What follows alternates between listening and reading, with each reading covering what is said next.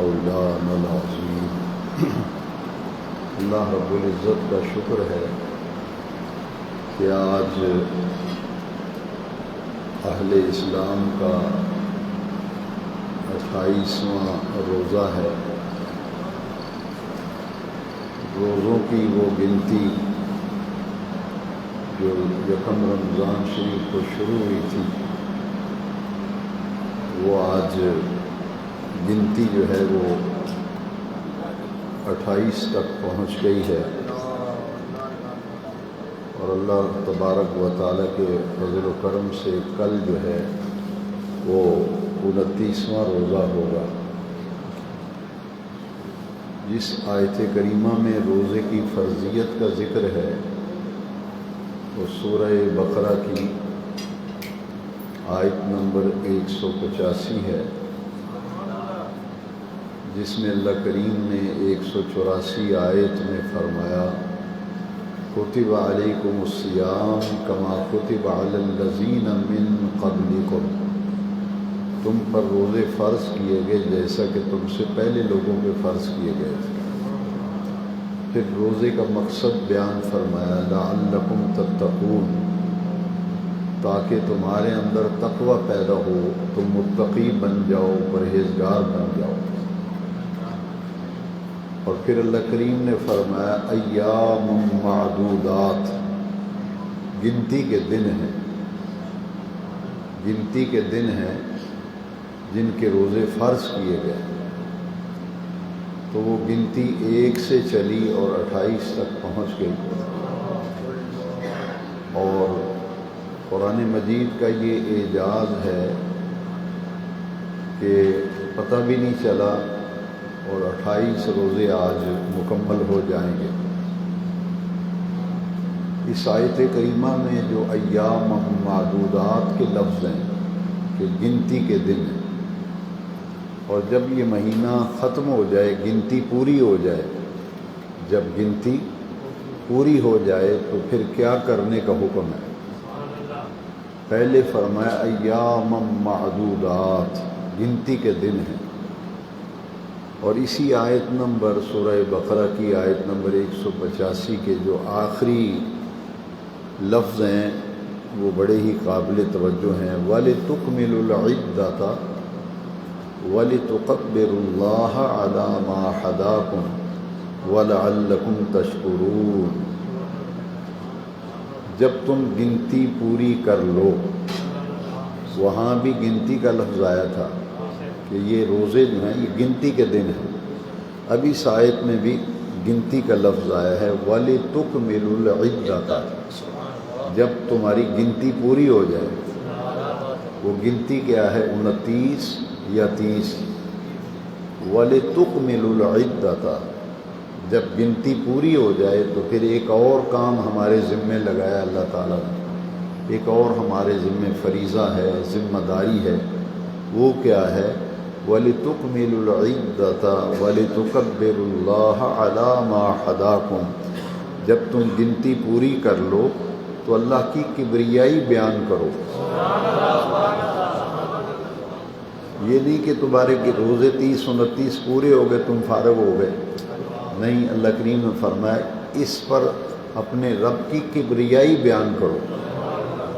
کس بات پر کبریائی؟ علی ما ہداکم، اس نے تمہیں جو ہدایت دی ہے، تو ہدایت دی ہے تو روزے رکھے ہیں، ہدایت دی ہے تو نمازوں کی پابندی کی ہے، ہدایت ملی ہے تو تراویح میں قرآن سنا ہے، ہدایت ملی ہے تو صدقات و خیرات کیے ہیں، اور رب کریم کا دیا ہوا مال جی بھر کے اس کے راستے میں ہم نے پیش کیا ہے۔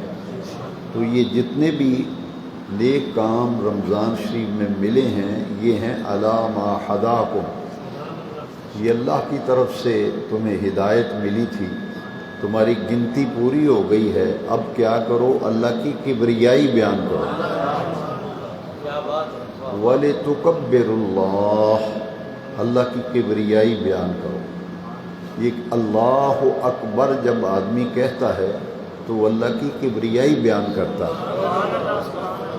جب بھی کوئی اللہ کو اکبر کے لفظ اپنی زبان سے ادا کرتا ہے تو وہ اللہ کی کبریائی بیان کر رہا ہے. اس لیے فرمایا کہ جب گنتی پوری ہو جائے تو اللہ کی کبریائی بیان کرو. اس بات پر کبریائی اللہ کی بیان کرو کہ تمہیں ہدایت ملی تھی. وَلَعَلَّكُمْ تَشْكُرُونَ، اور گنتی پوری ہو جانے پر کبریائی بیان کرو اس لیے تاکہ تم اللہ تعالیٰ کے شکر گزار بندے بن جاؤ. تو رمضان شریف کے مکمل ہونے پر، گنتی پوری ہونے پر جو ہم اللہ کی کبریائی بیان کریں گے، یہ اس لیے ہے کہ ہم شکر گزار بندوں میں شامل ہو جائیں. عید کے دن حدیث شریف میں ہے کہ نبی کریم علیہ السلام جب عید کی نماز کے لیے تشریف لاتے تو حضور اللہ اکبر لا الہ الا اللہ واللہ اکبر اللہ اکبر وللہ الحمد، اسے تکبیر کہتے ہیں. تو یہ تکبیرات پڑھتے ہوئے عید کی نماز کے لیے حضور تشریف لاتے تھے، اور عید سے فراغت کے بعد جب واپس گھر مبارک کی طرف تشریف لے جاتے تو واپسی پر بھی نبی کریم صلی اللہ علیہ وسلم یہی تکبیرات کے کلمات حضور پڑھتے ہوئے جاتے تھے. تو یہ عید کے دن تکبیر پڑھتے ہوئے آنا اور تکبیر پڑھتے ہوئے جانا، یہ قرآن مجید کی اس آیت پر اللہ کے بندے اہل ایمان عمل کرتے ہیں کہ ہماری گنتی پوری ہوئی ہے اس لیے عید کی نماز کے لیے جا رہے ہیں تو اللہ کی کبریائی بیان کرتے ہوئے جا رہے ہیں. اور جب اللہ کریم نے ہمیں تمام گناہوں سے بالکل پاک اور صاف کر کے ہمیں مغفور بنا دیا ہے، مغفور کا معنی ہے بخشا ہوا، تو جب عید کی نماز پڑھ کے گھر کو لوٹتے ہیں تو مغفور لوٹتے ہیں. لہٰذا جب آتے ہیں تو تکبیر پڑھتے ہوئے آتے ہیں کہ ہماری گنتی پوری ہوئی. اور جب واپسی پہ تکبیرات پڑھتے ہیں تو اس لیے پڑھتے ہیں کہ اللہ کریم نے ہم پہ اتنا کرم کیا کہ ہمیں مغفور بنا دیا ہے. مغفور، بخشایا، اپنے گھر کو واپس جا رہا ہے. تو یہ ہے فلسفہ تکبیرات پڑھنے کا کہ عید کی نماز کے لیے آؤ اور جاؤ تو تکبیرات پڑھتے جاؤ. اور یہ شکرانہ ہے. نماز عید الفطر جو ہے یہ شکرانہ ہے ان لوگوں کے لیے. عید اصل میں نیا لباس پہننے کا نام عید نہیں ہے، نہ اچھے اچھے کھانے بنانے کا نام عید ہے. عید دراصل شکرانہ ہے، اور ہم خوشی میں پھر نیا لباس بھی پہنتے ہیں، خوشی میں اچھے اچھے کھانے بھی تیار کرتے ہیں، اور پھر اللہ کے گھر میں اور عید کے لیے جب نکلتے ہیں کھلے میدان میں عید پڑھیں، عید گاہ میں پڑھیں، مسجد میں پڑھیں، تو مقصد کیا ہوتا ہے کہ ہم اللہ کا شکر کرنے کے لیے جا رہے ہیں کہ اس نے ہمیں پورے مہینے اپنے در اپنے گھر کی حاضری نصیب فرمائی، اور ہمیں اس مہینے میں روزے، تراویح، سحری، افطاری، ذکر و عبادت کی اللہ کریم نے ہمیں توفیق بخشی ہے. لہٰذا اللہ کا شکر ادا کرنے کے لیے ہم دوگانہ پڑھنے جا رہے ہیں. 2 رکعتیں نماز عید الفطر کی پڑھنے کے لیے جا رہے ہیں. وَلِتُكْمِلُوا الْعِدَّةَ وَلِتُكَبِّرُوا اللَّهَ عَلَىٰ مَا هَدَاكُمْ وَلَعَلَّكُمْ تَشْكُرُونَ. تو یہ ہے فلسفہ عید کا اور تکبیرات کا. یہ جو لفظ آئے ہیں کہ جب تمہاری گنتی پوری ہو جائے تم گنتی پوری کر لو، اس پر ایک بڑی خوبصورت بات ہے کہ نبی کریم صلی اللہ علیہ وسلم کی ظاہری حیات طیبہ میں روزے فرض ہونے کے بعد کل 9 رمضان کے مہینے آئے تھے. کل 9 مہینے آئے تھے، اور ان میں سے صرف 1 مہینہ 30 روزوں کا ہوا تھا، باقی سارے مہینے 29 کے ہوئے تھے.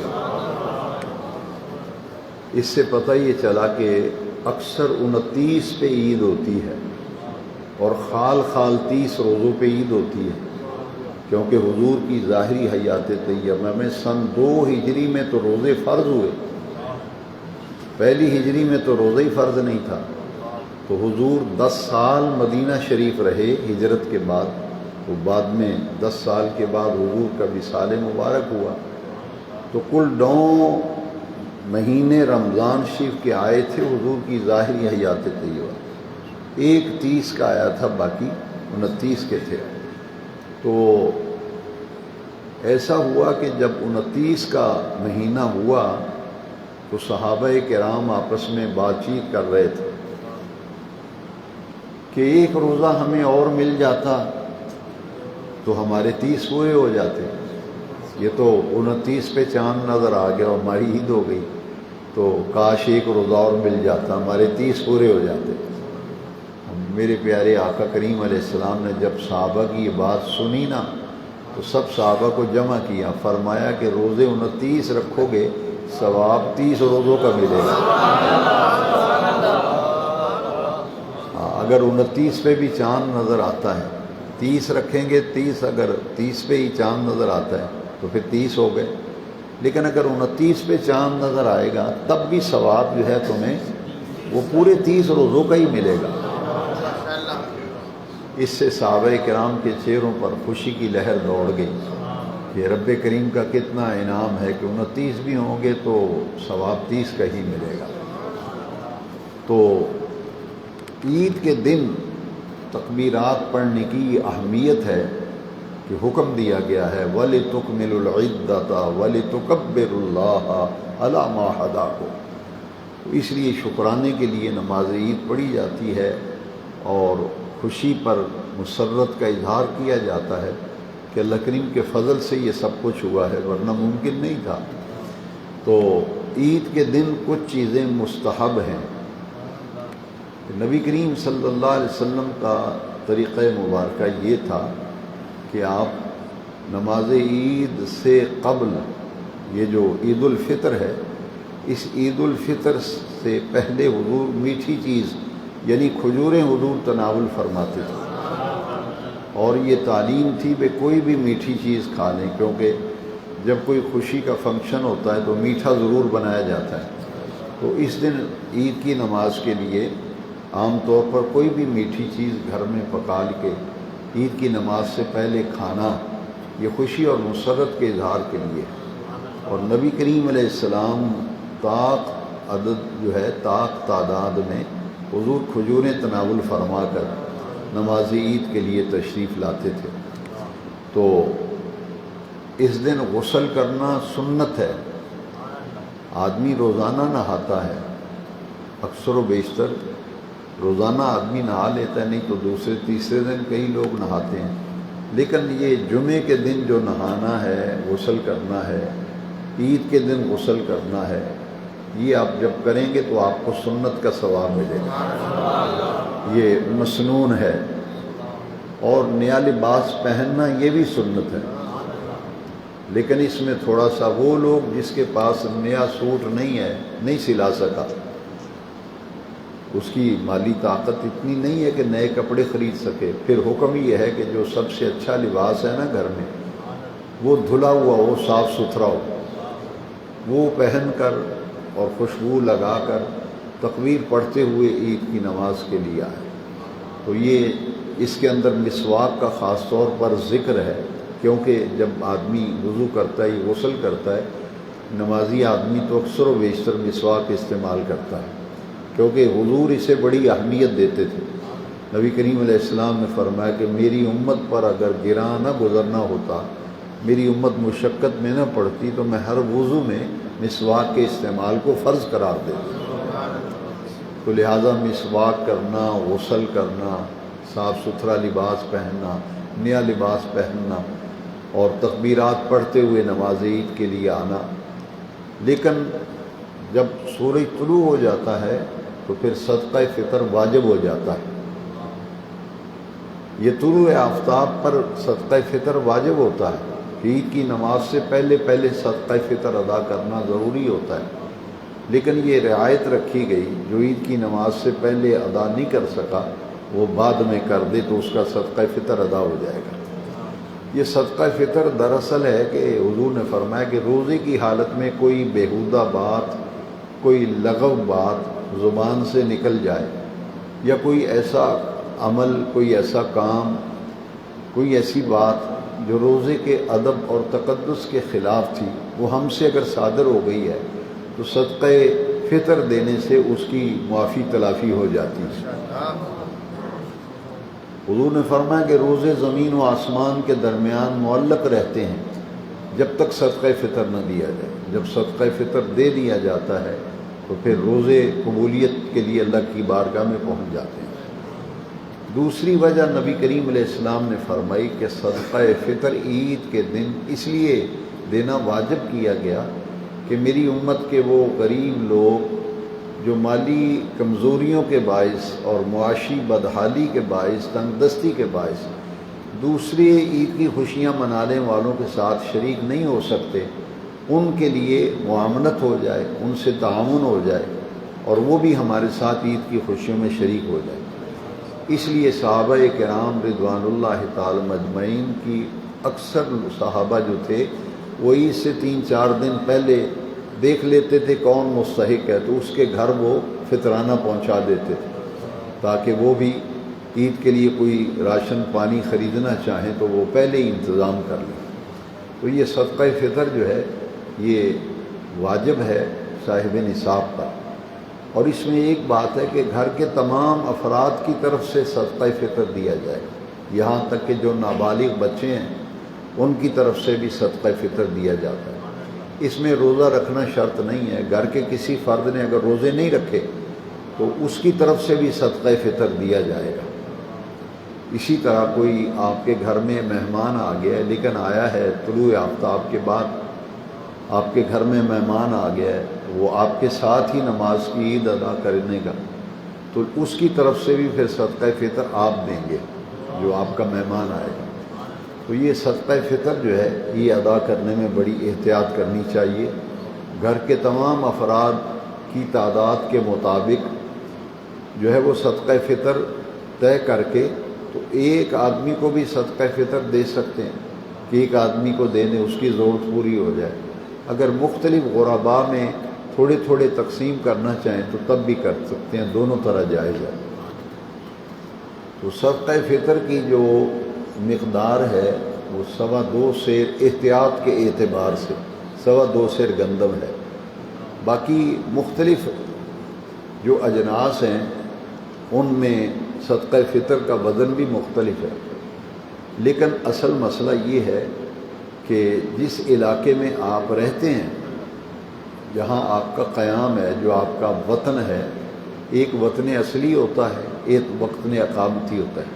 ایک آدمی میاں والی کا رہنے والا ہے، وہ شاہ کوٹ میں ملازمت کرتا ہے، تو اس کا یہ وطن جو ہے اسے کہتے ہیں وطن اقامتی، اور جو میاں والی اس کا گھر ہے وہاں کا وہ وطن اصلی ہے۔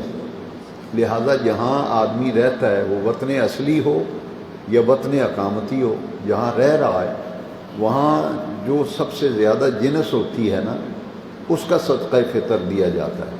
تو ہمارے ہاں چونکہ گندم، اس لیے صدقہ فطر کا نصاب ہمارا جو ہے وہ کھجوریں نہیں ہوگی، نہ پستہ ہوگا، نہ اخروٹ، نہ بادام ہوگا، نہ کشمش ہوگی۔ ہمارا جو صدقہ فطر ہے جو کثرت سے جنس پائی جاتی ہے وہ گندم ہے، اس لیے ہمیں صدقہ فطر اپنی علاقے میں سب سے زیادہ پیدا ہونے والی جنس کے مطابق ہمیں صدقہ فطر دینا چاہیے۔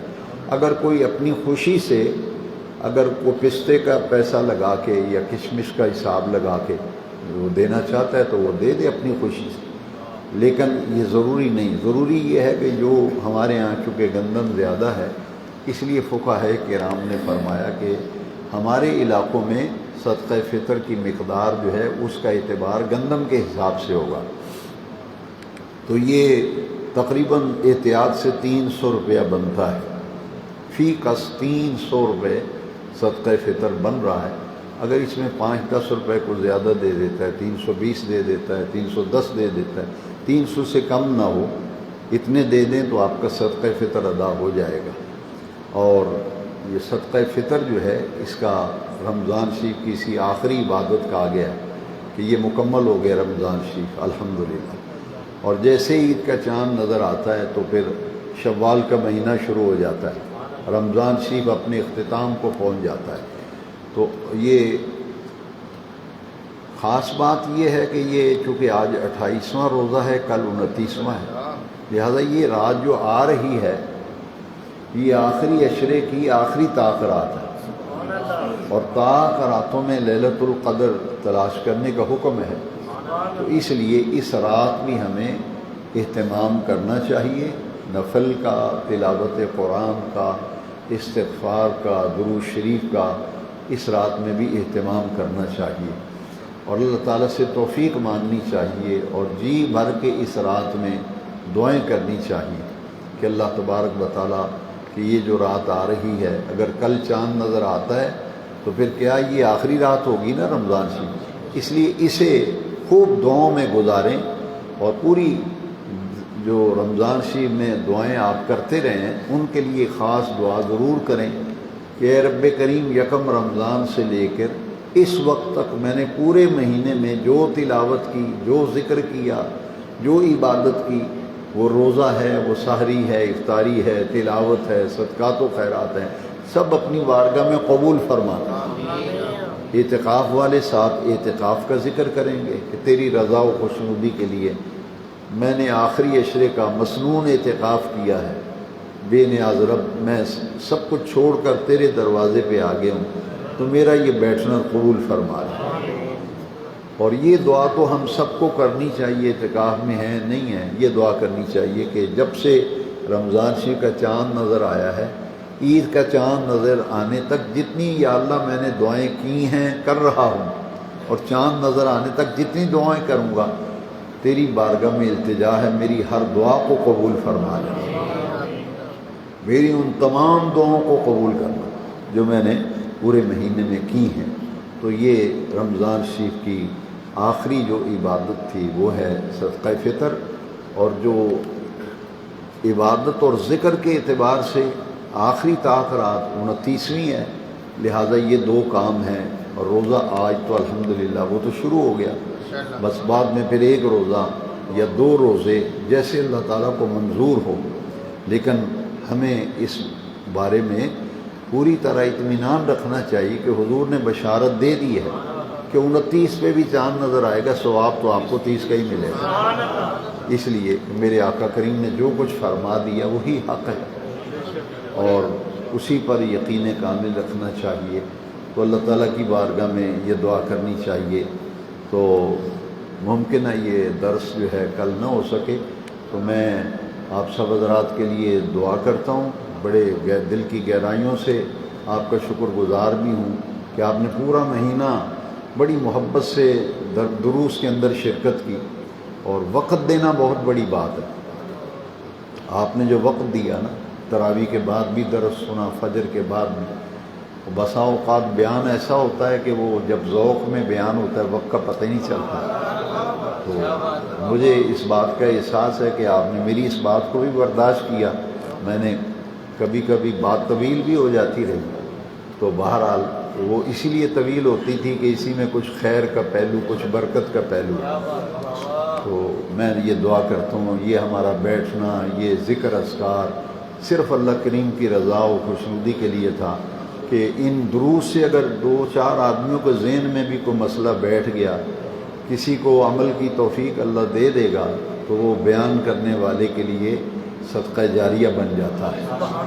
اور ویسے بھی حکم ہے کہ نیکی کرو، لوگوں کو نیکی کا حکم دو، اور برائی سے بچو، لوگوں کو برائی سے بچنے کا کہو، یہ حضور کی ساری امت کے ذمہ فریضہ۔ اس لیے اس کار خیر میں آپ شریک رہے، آپ کا یہاں بیٹھنا، سننا، وقت دینا اللہ تعالیٰ قبول فرمائے، اور یہ ہمارے لیے اللہ تعالیٰ توشہ آخرت بنائے، یہ ہماری آخرت بہتر ہو جائے، اور اللہ تعالیٰ کو منظور ہوا، توفیق دی، رب نے زندگی ہوئی تو اگلے سال پھر رمضان شریف ملے گا۔ تو اس لیے یہ دعا بھی آج ضرور کریں کہ زندگی میں بار بار رمضان شریف کا مہینہ ملے۔ بزرگوں نے کہا یہ کہو کہ یا اللہ یہ آخری رمضان نہ ہو، میری زندگی میں اتنی برکت دے کہ یہ مہینہ بار بار میری زندگی میں آئے، تو میں صحت کے ساتھ، سلامتی کے ساتھ اس مہینے میں پھر تجھے یاد کروں، پھر تیرے ذکر کا چراغ روشن کر کے بیٹھا رہے۔ اور ایک دعا تو ہر کسی کو ضرور کرنی چاہیے کہ اللہ تعالیٰ محتاجی سے بچائے۔ آدمی جب بیمار ہوتا ہے چارپائی پہ پڑ جاتا ہے نا، کوئی قریب نہیں آتا۔ بڑے بڑے لوگ میں نے دیکھے ہیں، اولاد باپ کو چھوڑ جاتی ہے، بھائی چھوڑ جاتے ہیں، کیا کر لیں گے آپ، میں کیا کر لوں گا؟ کوئی ہمارا پیارا، کتنا ہی پیارا چارپائی پہ پڑ جائے، سوائے اس کے ہم کچھ نہیں کر سکتے۔ کیا حال ہے، دوائی کھائی یا نہیں کھائی؟ اور گھر والوں سے پوچھیں گے انہیں کچھ کھانے کے لیے دیا یا نہیں دیا۔ کسی کا باپ اگر چارپائی پہ ہو، خدا نہ کرے، اللہ سب کو صحت سے چلتا پھرتا رکھے، لیکن سمجھنے سمجھانے کے لیے آپ تو دکان پہ جاتے ہیں، صبح و شام کو آتے ہیں، تو کیا کر لیں گے؟ کسی کا والد والدہ کوئی پیارا مریض ہے، چارپائی پہ پڑا، اٹھ نہیں سکتا، وہ وقت آتا ہے کہ دوائی چمچ سے پلانی پڑتی ہے، پانی کا گھونٹ بھی کوئی آدمی پلاتا ہے۔ اسے قرآن مجید میں ارذ العمر کہا گیا، ارذ العمر، اور حضور نے اس سے پناہ مانگی ہے۔ نبی کریم علیہ السلام نے ارذ العمر سے یا اللہ مجھے اپنی پناہ میں لے لے۔ یہ عمر ایسی ہے کہ آدمی خود پانی بھی نہ پی سکے اور کھانا نہ کھا سکے، تو اسے کہتے ہیں محتاجی۔ تو یہ دعا ضرور کرنی چاہیے، اللہ دنیا سے جانا تو برحق ہے، چلتے پھرتے لے جائے، اور یہ چارپائی پہ پڑھنا، محتاجی، اللہ حضور کے ہر غلام کو اس سے محفوظ فرمائے۔ اور ایک دعا جو ہے وہ تمام دعاؤں سے بڑھ کر ہے، اس سے بڑی دعا ہی کوئی نہیں۔ وہ دعا کیا ہے کہ جب دنیا سے جائیں تو کلمہ طیبہ نصیب، خاتمہ ایمان پر ہو۔ تو دو مثالیں میں، دو واقعات آپ کو بتاؤں گا، دیکھیے کتنی اچھی موت آتی ہے۔ ایک سیالکوٹ میں بزرگ عالم دین تھے، مولانا پیر سید نذیر حسین شاہ صاحب رحمۃ اللہ علیہ۔ میں 2 سال رہا ہوں سیالکوٹ، تو ان سے بہت محبت تھی، وہ آتے تھے، میں بھی جاتا تھا۔ ان کا وصال ہوا ہے معراج شریف کی رات، یہ تقریباً 13-14 سال ہو گئے ان کو۔ تو ان کا وصال بڑا پیارا ہوا، محفل لگی مسجد میں، خطیب تھے نا جس مسجد میں، وہ سیالکوٹ میں گھنٹہ گھر ہے، جنہوں نے دیکھا اس کے بالکل سامنے مسجد ہے، کینٹ میں، سیالکوٹ کینٹ میں جامع مسجد چھاونی والی، وہ کسے کہتے ہیں کینٹ والی، وہاں وہ ساری عمر خطیب رہے اور تقریباً نصف صدی خطیب رہے، نصف صدی 50 سال، اور سید تھے، بڑے نیک عالم تھے، اور وہ بیرا شریف کے فاضل تھے، پیر کرم شاہ صاحب رحمۃ اللہ تعالی علیہ کے شاگرد تھے اور مرید بھی تھے، اور ہمارے پیر امین الاسناد صاحب جو سجادہ نشین ہیں بیرا شریف والے، ان کے سسر بھی ہیں یہ۔ تو وہ معراج شریف کی رات تھی تو تقریر فرما رہے تھے، چونکہ ضعیف تھے، اینک لگا کے نا، تو وہ کاغذ پکڑ کے پڑھ رہے تھے، قال رسول اللہ صلی اللہ علیہ وسلم، وہ اینک یہاں تھی، وہ اس طرح پڑھتے تھے، قال رسول اللہ صلی اللہ علیہ وسلم، بس اتنے لفظ کہیں تو وہ مائک نیچے گر گیا، اینک بھی گر گئی، اور نمازی اٹھے، پکڑے، دوڑے، دیکھا تو روح پرواز کر گئی۔ تو آخری لفظ جو ہیں ان کے، وہ سرکار پر درود شریف کے لفظ تھے۔